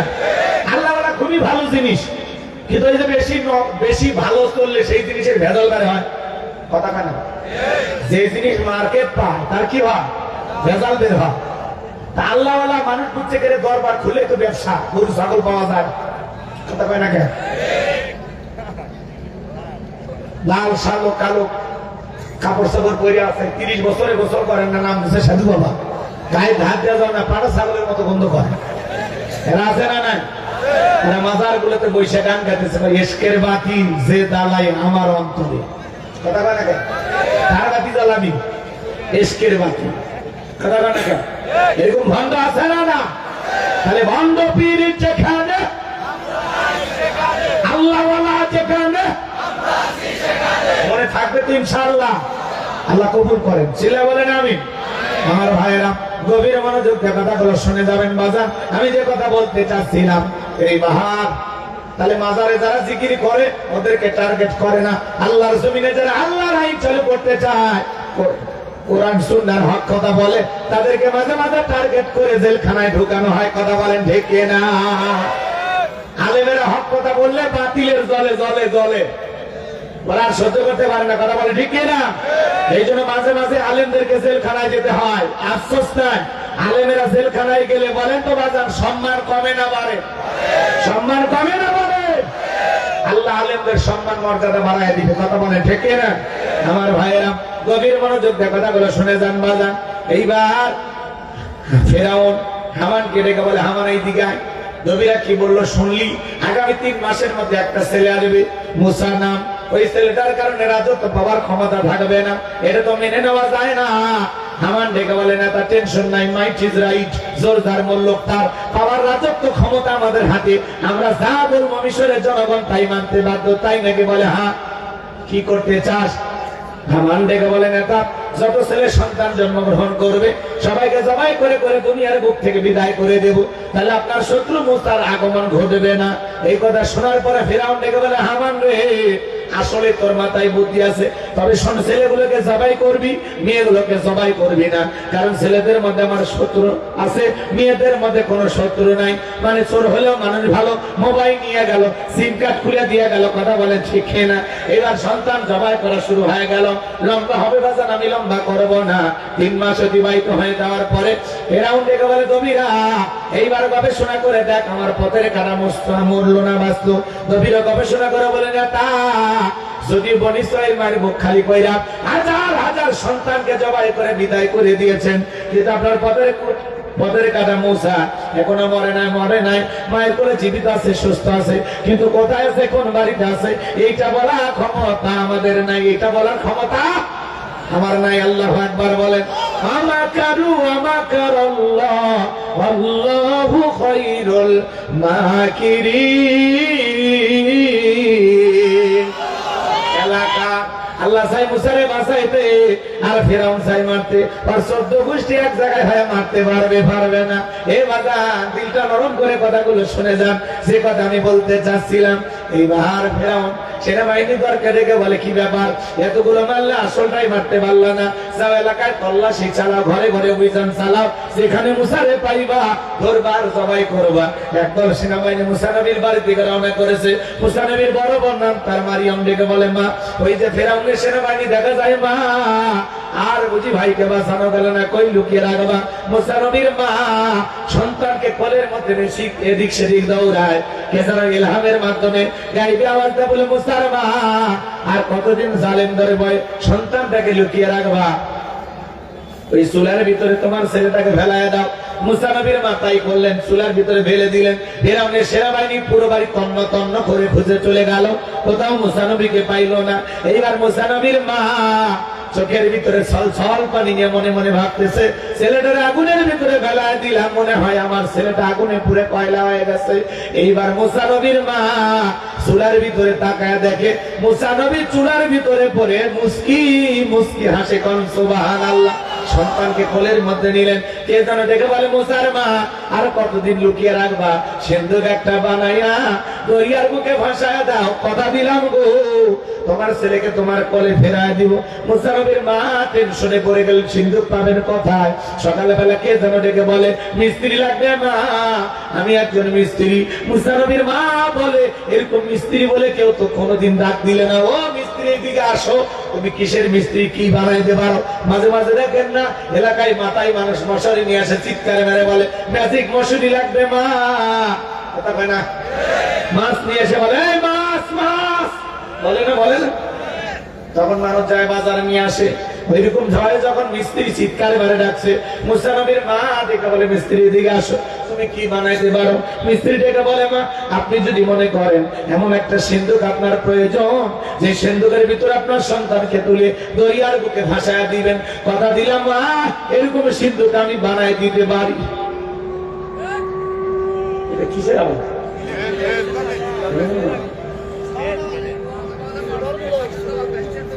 সচেতন করে দেয়। আমার ভাইয়েরা গভীর মনোযোগ দিয়ে কথাগুলো শুনে যান বাজান। আমি গুনাহগার যে কথা বলতে চাচ্ছিলাম, কষ্ট পাচ্ছেন নাকি আপনারা? আচ্ছা বলবো না, দোয়া করবো, বলে রাজি আছেন? শুনবেন, ফিরআউন বিদায় করে যাবেন না, সুপে মারিয়ে যাওয়া লাগবে, কথা ঠিক কিনা? ফিরআউনের খেল খতম করে দাও, লিল্লাহিত তাকবীর। আমার ভাইয়েরা গভীর মনোযোগ দিয়ে কথাগুলো শুনে যান বাজান। এইবার মিস্ত্রি ডেকে বলে, মা ভিতর থেকে একটু পানি নিয়ে আসে, আমার পানির প্রয়োজন হতে পারে, আবার না হলেও চলবে। এইবার মুসা নবীর মা ভিতর থেকে পানি নিয়ে আসে, দেখে মিস্ত্রি সুন্দর একটা সিন্ধুক বানায়া দাঁড়িয়ে আছে, আল্লাহু আকবার কর। এবার সিন্ধুকটা হাতের মধ্যে দিয়া মিস্ত্রি দৌড়ায়, পেছন থেকে ডেকে বলে, মিস্ত্রি লোহার পয়সা কিনিবা না, কাঠের পয়সা কিনিবা না, তোমার পারিশ্রমিকের দামটা কিনিবা না। মিস্ত্রি ডেকে বলে, মা যারা বিপদে পড়ে আমি তাদের উপকার করি, বিনিময়ে টাকা পয়সা গ্রহণ করি না। মুসা নবীর মা ডেকে বলে, মিস্ত্রি এই বিপদের দিনে এত বড় উপকার করলা, লোহার পয়সাও নিলা না, কাঠের পয়সাও নিলা না, অন্তত তোমার নামটা বলে দাও, মাঝে মাঝে তোমার কথা মনে হলে আল্লাহর কাছে তোমার জন্য দোয়া করব। মিস্ত্রি ডেকে বলে, মা আমি দুনিয়ার কোন সাধারণ মিস্ত্রি না, আমি আল্লাহর ফেরেশতা, আমার নাম জিবরাইল। একটু জোরে কর না সুবহানাল্লাহ। মুসা নবীকে সিন্ধুকের ভিতরে তুলে দরিয়ার বুকে ভাসায়া দিলেন। আর মেয়ে মারিয়মকে বলে, মা সিন্ধুক বাঁচতে বাঁচতে কই যায় খবর নিয়ে আসবি। ওই দিন বিকেল বেলা ফিরআউন তার প্রিয়তম স্ত্রী আসিয়াকে নিয়ে আসতে সমুদ্র সৈকতে হাওয়া খাইতে। মাঝে মাঝে কাপের হাওয়ার পরে ফিরআউন বউকে নিয়ে বিনোদন করতো, কথা কয় না? মাঝে মাঝে আপনারা বউকে নিয়ে এখানে সেখানে ঘুরতে যাবেন, পারবেন তো ইনশাআল্লাহ। মাঝে মাঝে বউ নিয়ে কক্সবাজার চলে যাবেন, তবে অবশ্যই বোরকা পরে পর্দা কইরা, কথা কন না কেন? হাত মোজা পা মোজা লাগাইয়া ঢিলা ঢালা বোরকা পরাইয়া বউকে এখানে সেখানে ঘুরতে নিয়ে যাওয়া যায় আছে, তবে যেখানে ভদ্রলোকেরা যায়, কথা কন, তাহলে বইয়ের সাথে হালাল বিনোদন করা যায়, এখানে সেখানে যাওয়া যাবে। পিকনিক স্পট গুলোতে যেখানে ভদ্রলোকেরা যায়, 7 দিন কক্সবাজারে যান, বউ বাচ্চাকে নিয়ে থাকি আসেন, ভালো সময় কাটবে। কিন্তু আমরা তো যাইতে রাজি নাই। আবার অনেকে গেলেও পর্দা করতে চায় না, কথা বল। আপনাদের ছেলে পেলে এরকম আছে? হ্যাঁ, বউনে কক্সবাজারে যায় হাফ প্যান্ট পরে গোসল করে ছবি ফেসবুকে ছেড়ে দেয়, মনে করছে লন্ডনে বসবাস করতেছে, আমেরিকায় আছে। কথা কন না আপনারা, এরকম লোক আছে না? মুসলমান কখনো তার বইয়ের ছবি ফেসবুকে ছাড়তে পারে? বউ হলো পার্সোনাল জিনিস, পাবলিসিটি করার জিনিস না। বউ হলো ঢাকে রাখার জিনিস, আলগা করে দেখানোর জিনিস না। কথা বলে ঠিক না? স্বামী স্ত্রী মহব্বত ভালোবাসা কেমন? এই যে শীত পড়ছে, স্বামী স্ত্রী এক কম্বলের নিচে ঘুমাইলে সব সুবহানাল্লাহ কম। যুবকের আফসোস করতেছে কি হয়েছে? নাই নাই নাই না, আল্লাহর কাছে দোয়া করি আল্লাহ যেন এই শীতের মধ্যে একটা বিবাহের ব্যবস্থা করে দেয়। যে শীত পড়ছে বউ না হলে চলে, আল্লাহ যুবকদের বইয়ের ব্যবস্থা করে দেন, একটা নেককার করে বিবি আল্লাহ শুকায় দেন। চলে চলে আমি আল্লাহ যেন আপনাদের ঘরে ঘরে একটা করে নেককার স্ত্রী ব্যবস্থা করে দেন। আর যে সমস্ত যুবকের মা বাবা ছেলে বড় হয়েছে দেখে না, আল্লাহ যেন দেখা তাওফিক দান করেন। হ্যাঁ, এইবার খুশি হয়েছে। রাগ করতেছেন মনে হয় আপনারা? গভীর মনোযোগ দিয়ে কথাগুলো শুনে যান না যান। আমি গুনাহগার যে কথা বলতে চাচ্ছিলাম, এইবার সিন্দুক ভাসতে ভাসতে চলে গেছে ফেরাউনের ঘাটে। সেনাবাহিনী সিন্দুকটা তুলে নেতার সামনে নিয়ে গেছে। ফেরাউন ডেকে বলে, সিন্দুকটা খোলো তো দেখি। এইবার সিন্দুকটা যখন খোলা হলো, সবাই তাকায় দেখে, মনে হয় সিন্দুকের ভিতরে পূর্ণিমার চাঁদ উদয় হয়েছে। জোরে কর না সুবহানাল্লাহ। ফেরাউন ডেকে বলে, তরবারি আনো, সবাই করো। এইটাই মূসা। আসিয়া বলে, থামো, খালি মারা শিখছি, এতগুলো মারলা তাও কি শান্তি পাইলা না? স্বামী গো, এই ছেলেটাকে মারার আগে তোমার কাছে প্রশ্ন করি, এই যে সিন্দুক দেখা যায়, এমন কাঠ কি তোমার দেশে আছে?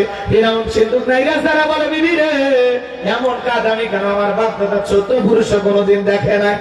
আসিয়া বলে, স্বামী এই ছেলেটাকে আমি মারতে দেব না, এর আমাদের পালক পুত্র হিসাবে লালন পালন করতে চাই। কথা আছে, যেখানে বাঘের ভাই সেখানে রাত হয়। যারে খুঁজতেছো মারার জন্য আল্লাহ তোমারে দায়িত্ব দিল, তারই লালন পালন করার জন্য বলেন আল্লাহু আকবার। আসিয়া যখন বলে, ছেলেকে আমি পালক পুত্র হিসেবে লালন পালন করবো, ফিরাউন চিন্তা করে, এতগুলো মারলাম, বুঝা খুঁজে পাইলাম না, আর বউ একটা ছেলেকে পালবে, জামাই না নিলাম। মারহাবা খান। রাগ করতেছেন মনে হয়? অনেক কঠিন স্বামী কিন্তু মাঝে মাঝে বইয়ের আপত্তির কাছে দুর্বল হয়ে যায়। কথা কন দেখে না? এইবার আসিয়া বলে, শুধু ছেলে দিলে হবে না, রাজ্যের ভিতরে ঢোল পিটায় খবর দাও, ফিরাউনের ছেলে সন্তান যে দুধ পান করাবে মাসে মাসে বেতন দেওয়া লাগবে। বলে ঠিক আছে। এইবার রাজ্যের ভিতরে ঢোল পিটানো হলো, ফিরাউনের ছেলে সন্তান যে দুধ পান করাবে মাসে মাসে বেতন দেওয়া হবে।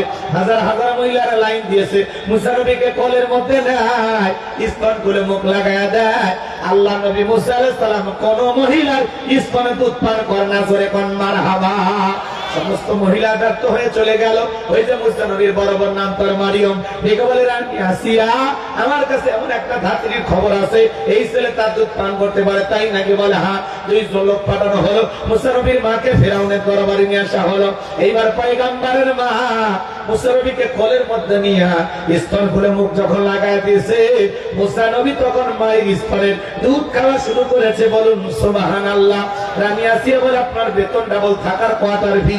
মুসা নবীর মা দেখে বলে, রানী আসিয়া, সন্তান যদি দুধ পান করাতে চান আপনার বাড়িতে নয়, সন্তান থাকবে আমার বাড়িতে। বলে তাতে কোনো আপত্তি নাই, মাঝে মাঝে একটু ছেলেটারে দেখায় নিয়ে যাবেন। বলে না, দেখলে আমার ভালো লাগে না। কথা আছে, মায়ের সাথে মাসির দরদ বেশি। আসিয়া তো জানে না সন্তান আছে কার কোলে। জানেন? জানে না। বাজার গো আমার, গভীর মনোযোগ দিয়ে কথাগুলো শুনবেন। মুসা নবীর মা পৃথিবীর প্রথম মা, যে মা তার আপন ছেলেকে দুধ পান করানোর বিনিময়ে বেতন পেয়েছিল। জোরে কোন মারহাবা। মুসা নবী চলাফেরা বয়সে উপনীত হয়ে গেছে। একদিন আসিয়া মুসা নবীকে ফিরাউনের কোলে দিয়ে বলে, নাও ছেলেটারে কোলে নাও। মানুষ দেখলে মনে করবে ছেলে তোমার না। মাঝে মাঝে দেখবেন আপনার বাড়িতেও সন্তান আছে, একটু বেশি কান্নাকাটি করলে বউ রাগান্বিত হয়ে বলে, ধরো তো সামলাও, এতে এত ভাল লাগে না, এর তালায় ভাই আমি মরবো না, এত মারবো। এরকম রাগ করে কিনা বলেন না ভাই? রাগ করে সন্তান কোলে দিয়ে বলে, সামলাও তো সামলাও, বাপু হারামি আমার কাছ থেকে ডবল হারামি। কথা কনা আছে না আমার ভাইয়েরা? আর সন্তান যদি খারাপ হয়, সব তোর বাপের 14 গোষ্ঠী উদ্ধার করে দেয়, আছে না নাই? তাই বাপ দাদা খারাপ, এই জন্য আমারটাও খারাপ। আর যদি ভালো হয়, মা আছে ভালো, ভালো হলে সব তোর মায়ের, আর খারাপ হলে সব তোর বাপের। যা মাইনে নিলাম, তার পাগলিরা ভালো থাকে, নিয়ে মানুষ খেপানোর দরকার আছে ভাই। শান্তি বাগ বাজান গো আমার, গভীর মনোযোগ দিয়ে কথাগুলো শুনে যান। এইবার ফেরাউন মুসা নবীর কি সুন্দর চেহারার দিকে তাকাইয়া কাদের হওয়ার পরে মনটা বলছে একটু সুমা খাবে। কি করবে? সুমা কেমন নিতে যখন ছোটটা বাড়াইছে মুসা আলাইহিস সালাম কষি হাতে এমন একটা থাপ্পড় গালের মধ্যে বসায় দিয়েছে, ফিরাউন চিৎকার মেরে উঠছে। আশেপাশে লোকজন দৌড়ে এসে বলে, নেতা এত জোরে চিৎকার মেলেন, ব্যাপারটা কি? ছেলে যে থাপ্পড় মারছে জনগণকে বললে কি ইজ্জত থাকে? বলে আমার বাড়ি আমি চিল্লাইছি, আমি কি তোদের ডাকছি? সরে যা। ওদেরকে তাড়িয়ে দেওয়ার পরে চিৎকার মেরে ডেকে বলে, আসিয়া, ও আসিয়া, আয় আয় তাড়াতাড়ি করে আয়। আসিয়া বলে, কি হয়েছে? সারের মতো চিল্লাও কা? কয় চিল্লাবো না, এর চোখে মুখে যে আগুন দেখছি রে আসিয়া, এ মুসা ছাড়া কেউ না, তরবারি আন জবাই করি, পথের শত্রুটা দূর করি। আসিয়া বলে, এই ছেলে কি করেছে বলো? বলে, এই ছেলে আমার গালে থাপ্পড় মারছে। আসিয়া বলে, ঢং করা জায়গা পাও না, এই ছোট মানুষ কোনদিন গালে চর মারতে পারে? ফেরাউন ডেকে বলে, বিবি রে তোরে কেমনে বুঝাবো? গাল তো তোর ছিল না, গাল ছিল আমার, মজা কি টের পাইছি? এর থাপ্পড়ের ওজন বুঝা যায়, এই ছেলেটাই ভবিষ্যতে মুসা হবে। জোরে কোন মারহাবা। অনেক লম্বা ঘটনা বাজার, লম্বা করবো না, সংক্ষিপ্ত বলে দিয়া যায়। এইবার মুসা নবীর বয়স হয়ে গেছে 25 বছর। কয় বছর? 25 বছরের টপক যুবক। কিপ্তিয়ার বনে ইসলামতে লাগছে ঝগড়া। মুসা আলাইহিস সালাম সম্প্রদায়ের লোকের পক্ষ নিয়ে কিপ্তিকে মারছে একটা ঘুষি। এক ঘুষিতে কিপ্তি দুনিয়ার থেকে দিলেন। ইন্না লিল্লাহি ওয়া ইন্না ইলাইহি রাজিউন। ফিরাউনের দরবারে হয়ে গেল মারারের মামলা। আল্লাহ রে বলে, পয়গম্বর আর টাকা যাবে না, মাদাইনের দিকে রওনা করো। আল্লাহর পয়গম্বর মুসা আলাইহিস সালাম তখন মাদাইনের দিকে রওনা করলেন। এখানে পানি খাওয়ানোর একটা ঘটনা আছে বাজার, বলতে গেলে ভালোই লাগতো, কিন্তু সময় আপনাদের হাতেও নাই, আমার হাতেও নাই। সংক্ষিপ্ত করে শুধু বলে দিয়া যায়, মুসা আলাইহিস সালাম যা দেখলেন সেখানে পানি খাওয়ানোর জন্য অনেক ভিড়, দুইজন নিয়ে কোনো মতেই পারতেছে না। পয়গম্বর সকল সবাইকে ঢেলে ঢেলে দিয়া তাদের গরু ছাগল উত্তমবার পানি খাওয়ার ব্যবস্থা করে দিলেন, প্রয়োজন মোতাবেক পানি নিয়ে দিলেন। এইবার দুইটা মেয়ের সঙ্গে মুসা আলাইহিস সালাম শুআয়ব আলাইহিস সালামের বাড়িতে চলে গেলেন। এইবার দুইটা মেয়ে যা প্রশংসা করতে লাগলো, আব্বা এমন একটা ছেলে পাওয়া গেছে, আব্বা আমাদের বাড়িতে একটা রাখাল থাকা দরকার, কাজের লোক দরকার আছে আব্বা। আমরা মেয়ে মানুষ পানি খাওয়াইতে গেলে পারি না, অনেক কষ্ট হয় আমাদের, সবার শেষে যাওয়া লাগে, লাইন ধরে দাঁড়িয়ে থাকা লাগে।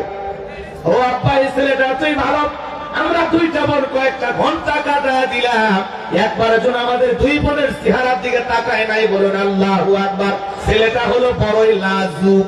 নবীরা লাজুক না হয়ে পারে। আর যুবক নারী বর্ষা হোক, কালো হোক, বুড়ি হোক আর যুবতী হোক, রাস্তাকে নারী গেলে একবার না তাকাইলে তোমার দিন যায় না। কথা কন। এরকম কপাল ভরা যুবক আছে না নাই? ভালো করে বুঝবেন বাজান গো আমার। এইবার শুআয়ব আলাইহিস সালাম রাজি হয়ে গেল। মুসা আলাইহিস সালামকে তার বাড়িতে রাখাল হিসেবে রাখলেন। বড় মেয়ে সুকুরার সাথে বিবাহের ব্যবস্থা করলেন। 8 থেকে 10 বছর শ্বশুর বাড়িতে থাকলেন ঘর জামাই। আল্লাহ ডেকে বলে, পয়গম্বর আর কতদিন শ্বশুর বাড়ি মধুর হারি, এইবার গাট্টি গুটি গোছা, স্ত্রীকে সঙ্গে নাও। পয়গম্বর তখন শ্বশুরের দেওয়া লাঠি নিয়ে স্ত্রীকে সঙ্গে নিয়ে যখন তুর পর্বতে আসলেন, তখন আল্লাহ তাআলা মুসা আলাইহিস সালামকে নবুয়ত দান করে বলেন, ওয়া মা তিলকা বিয়ামিনিকা ইয়া মুসা। একটু জোরে কোন আল্লাহু আকবার। আমার আল্লাহ রেখে বলেন, পয়গম্বর মুসা তোমার ডান হাতে ওইটা কি? আল্লাহ নবী মুসা আলাইহিস সালাম জবাব দিয়ে বলেন, ক্বালা হিয়া আসায়া আতাওয়াক্কাউ আলাইহা ওয়া আহুশু বিহা আলা গনামি ওয়া লিয়া ফিহা মাআরিবু উখরা। আর জোরে কোন আল্লাহু আকবার। পয়গম্বর মুসা আলাইহিস সালাম দেখে বলে, আল্লাহ আমার হাতে এটা লাঠি, এটা দিয়ে ছাগলের পাতা বাড়ি ইত্যাদি ইত্যাদি অনেক অনেক কাজ করি। আল্লাহ দেখে বলে, পয়গম্বর প্রশ্ন করলাম একটা, জবাব দেওয়ার একটা কারণ কি? মুসা নবী কথা বলে কার সাথে? আল্লাহর সাথে কথা বলতে মজা আছে না নাই? এই যুবক, একটা মেয়ে যদি রান্না মারে মিস কল দেয়, পাগল হয়ে যাও। 17টা সিম কার্ড পরিবর্তন হলে মেয়েটারে কল দেয়। মেয়ে তখন বলতেছে, ভাইয়া সরি ভুল করে কল দিয়েছি। কয় না, নিবা এখন কেন চালালে, এখন ভালোবাসা দিবি কিনা বল। আজকে যুব সমাজের চরিত্র নষ্ট করছে এই মোবাইল। কথা বলতে কিনা? এই মোবাইলের ওজন কম, কিন্তু মোবাইলের মাধ্যমে পাপের ওজনটা অনেক বেশি। নারী পুরুষ সব মোবাইলের পাগল। কথা কন। জানালা দরজা লাগায় একা একা মোবাইলে উল্টা পাল্টা ভিডিও দেখে ঘরের ভিতরে। তবে আপনাদের এলাকায় দেখেন। কথা কন, কথা কন। এই যে মোবাইল নিয়ে একটা গান এসে, আমরা গতবার বলছিলাম, বলছিলাম মনে আসে কোনটা বলছি মনে নাই আবার কোন বাপরে বাপ কষ্ট হচ্ছে আপনাদের এ ভাই এ আর কয়েক মিনিট বা কিসের পেশাব লাগে এত ঘন শীতের দিন এমনি পেশাব করা কঠিন আস্তে আস্তে পেশাব করে এত তারা ঘুরে বুঝবেন না রাগ করতেছেন আপনারা তাহলে বলেন মোবাইলের কারণে মানুষের পাপ কমছে না বাড়ছে একটু জোরে কম লাগবে কমছে না বাড়ছে নারী পুরুষ সব মোবাইলের পাগল অনলাইনে জুয়া খেলে ফ্রি ফায়ার পাবজি খেলে এরকম আছে না নাই তাহলে আমি এক লাইন বলবো না করবেন না দেশে মোবাইল আইছে চিঠি বন্ধ হইয়াছে দিওয়ানা বানাইছে ভোলা মাইয়ার মনের কথা হাসে বাতাসে ও দেখো ভোলা পানের মন বাড়া ফেসবুকে এখন মোবাইলে চ্যাটিং কইরা কাটায় সারাক্ষণ এই মোবাইল পাইয়া দেখো মদনের মাইয়া এই মোবাইল পাইয়া দেখো রমজানের মাইয়া কি কাণ্ড ঘটাইছে স্বামী সংসার আইকা নাকি পালাইয়া গেছে দুই বাচ্চার মা চার বাচ্চার মা পরকীয়া প্রেম করে আর একটা ছেলের হাত ধরে পালিয়ে যান যে নারী স্বামী রেখে সন্তান রেখে আর একটা পরপুরুষের হাত ধরে পালিয়ে যায় ওটা নারী জাতির কলঙ্ক পাশানি ডাইনি কান্নাগিনি রাক্ষসী মহিলা কথাটা ডেকে না কেমনে পারলা মা ও বোন কেমনে পারলা বাচ্চা রেখে সন্তান রেখে কেমনে পারলে যাইতে এই কথা না কেন তুমি তো যার স্বামী পাইবা তোমার স্বামী বউ পাইবে কিন্তু এই বাচ্চা দুটো তো আর মা পাবে না বাবা পাবে না বাবা এই জন্য নারী যদি স্বামী পরিবর্তন করা লাগে অন্তত বাচ্চা একটা হওয়ার আগে বাচ্চা কাচ্চা হইলে স্বামী চেঞ্জ করা যাবে না তাহলে এই বাচ্চাদের ভবিষ্যতের দায়িত্ব নেবে কে আর একটা ছেলের সাথে টাঙ্কি মারো আলগা পিরিতি দেখায় তুমি তোমারও দায়িত্ব নেবো তোমার বাচ্চারও দায়িত্ব নেবে কথা পরে এমন জায়গায় ভাসাইয়া বিদায় নেবে আমও যাবে সালাও যাবে কথাটা ঠিক না বাবা স্বামীর কথা দিতে লাগে তিতে জিনিস খাও রোগ সারবে অন্য পুরুষের কথা মিষ্টি লাগে বেশি মিষ্টি খুঁজো না ডায়াবেটিস বাড়বে কথাটা ঠিক না স্বামী স্ত্রী এমন একটা সম্পর্ক এমন একটা মধুর সম্পর্ক কখনো রাগ কখনো অভিমান কখনো দুঃখ কখনো সুখ কখনো খেয়ে কাটবে কখনো না খেয়ে কাটবে কখনো ভালো কাটবে কখনো খারাপ কাটবে ওই স্বামী থাপ্পড় মারবে আবার সুযোগ পাবো ওই স্বামীর দুঃখে চড়াইয়া 8-10টা চুমে খাবে কথা এখন ঠিক কিনা পাগিরা বুঝবে না একটু নির্বিষ হয়ে গেলে স্বামী আমার খুবই খারাপ তোমার স্বামী কি ফিরাউনের চেয়ে খারাপ এ কথা বল না মা বোনদের বলতেছি মা সংসার জীবন তামাশা না পরকীয়ার অভিশাপে হাজারো পরিবার শেষ আর এই পরকীয়া 80% এখন নারীরাই করে 20% পুরুষ তাহলে সব বেশি কার পিড়িতের পিনিক কার বেশি কথা না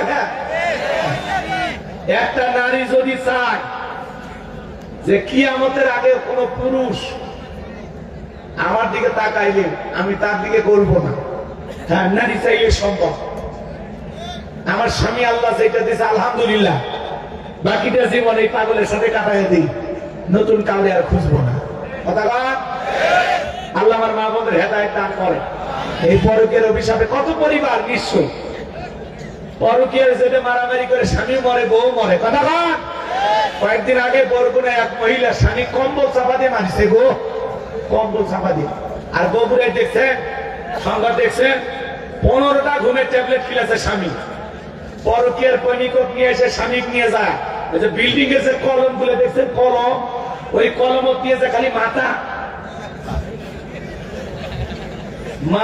বাইরে মাথা ফেটে করে ফেলে দিছে কথা পায় না আচ্ছা 15টা ঘুমের ট্যাবলেট খালে কি মানে জায়গায় থাকে ওই তো এমনি বসে মরার ওপর আবার বাড়ি দাদা আজকে এগুলো কি হচ্ছে সমাজে কত জায়গায় দেখতেছেন না এই করোনা ভাইরাসের চাইতে বড় ভাইরাসের নাম পরকীয়া প্রেম, কথা কোন ঠিক না? আর নারী পুরুষ পাগল হয়েছে যে টিকটক, কথা কোন হাই রে টিকটকের নিশারে ভাই, ছেলে মেয়ে সব ছোট ছোট বাচ্চারা টিকটক ভিডিও বানায়।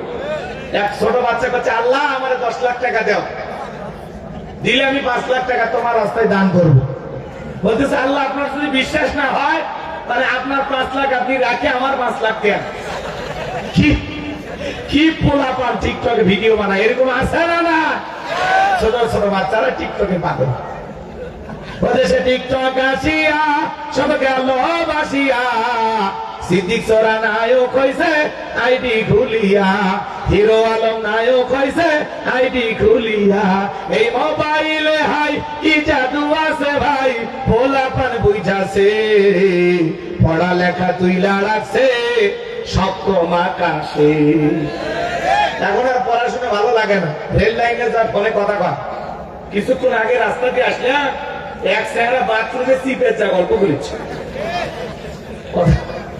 হ্যাঁ সেই ভিডিও কল আমার ড্রাইভার করছে, হুজুর দেখেন দেখেন এই ওয়াজি তো করেন আপনি। বাড়ির পাশে বাথরুম, রাস্তার সাথেই ভিডিও কল। এরকম পোলাপান আছে না? হাই রে যুবক, শুধু নারী দোষ দিয়ে লাভ নাই, এক হাতে তালি বাজে না, হাত দুইটা লাগে, কথা বল। যুবক, তোমার স্ত্রীর সাথে যদি কেউ পরকীয়া প্রেম করে মাইনা নিবা, তাহলে তুমি যেই নারীর সাথে পরকীয়া প্রেম করো,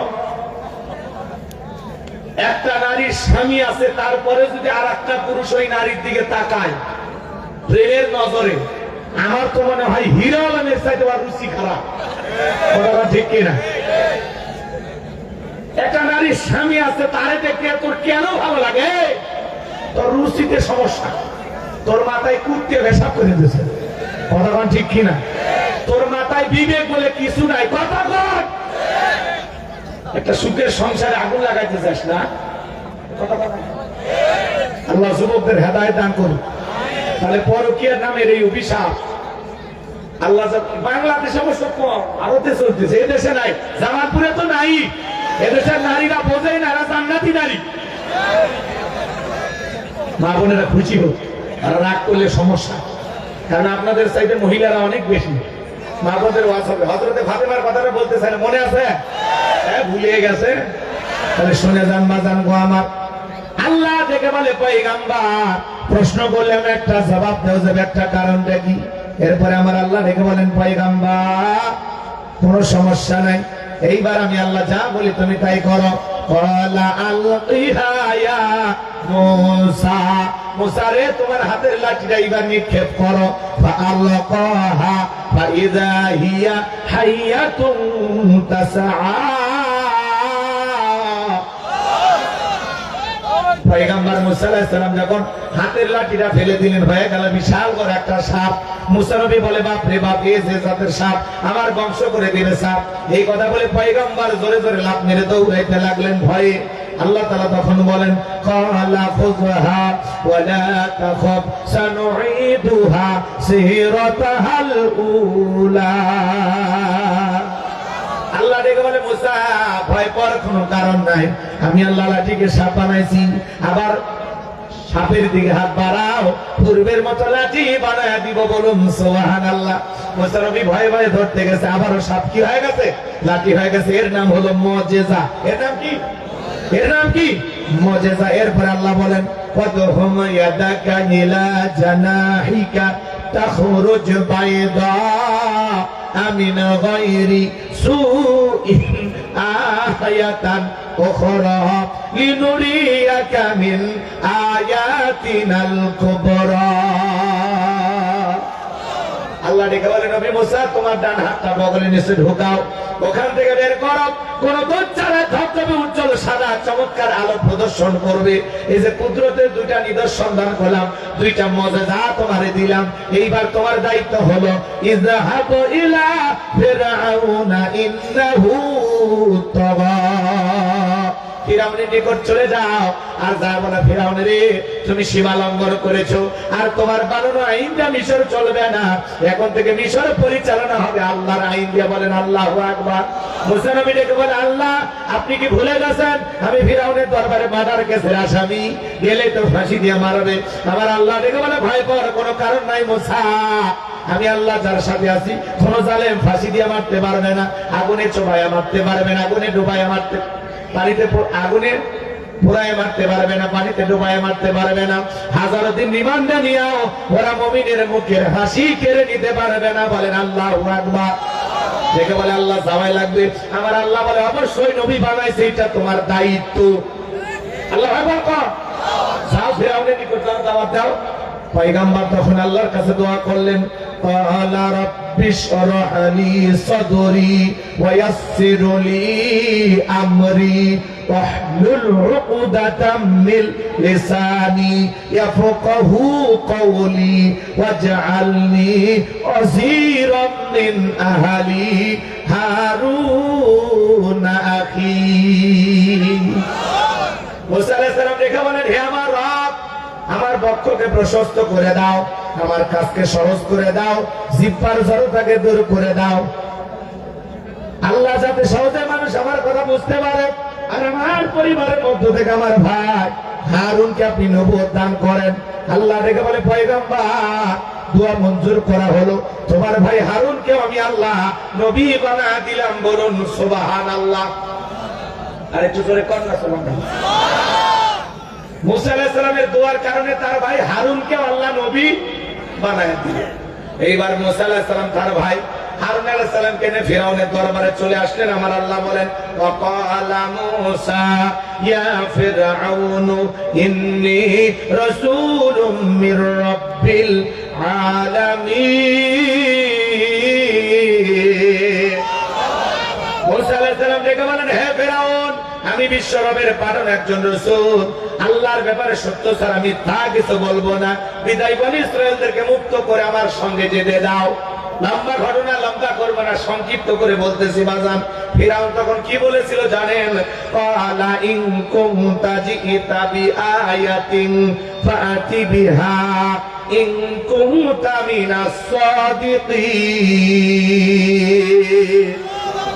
ফিরাউন বলে, তুমি যে নবী দাবি করতেছো, তোমার কাছে কি প্রমাণ আছে? তুমি যে নবী, তোমার কাছে যদি স্পষ্ট দলিল বা প্রমাণ কোনো কিছু থাকে, সেটা আমাদের সামনে উপস্থাপন করো, হাজির করো, আমাদেরকে দেখাও, যদি তুমি তোমার দাবিতে সত্যবাদী হও। মুসা আলাইহিস সালামের কাছে কয়টা প্রমাণ? কথা কয় না গো, কয়টা? লাঠি ফেলাইলেন, হয়ে গেল সাপ, বগল নিচে থেকে হাত বের করলেন, ধবধবে উজ্জ্বল সাদা চমৎকার দেখাইলো। এই দৃশ্য দেখার পরে ফিরাউনের লক্ষণ দেখে বলে, ইন্না হাদা লা সাহিরুন আলিম, এই ছেলেটা হলো মস্ত বড় জাদুকর।